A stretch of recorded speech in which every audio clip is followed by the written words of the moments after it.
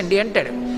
ఆఖరణ ప్రాణం పోయాక వెనక వచ్చేవాళ్ళు ఎవరు రారు అని తన శరీరమే కాలిపోతుంటే చూసుకుని ఏడుస్తాడు. చీకటి పడిపోతే అయ్యో ఓపికన్నప్పుడు ఒక్క రోజు గుడికి వెళ్ళలేదురా, ఓ ప్రవచనం వినలేదురా, ఓ ప్రదక్షిణం చేయలేదురా, ఓ పూజ చేయలేదురా అని అప్పుడు ఏడుస్తూ ఉంటాడు. ఎవరు ఊరుకోబెట్టేవాళ్ళు ఎవరు ఉండరు.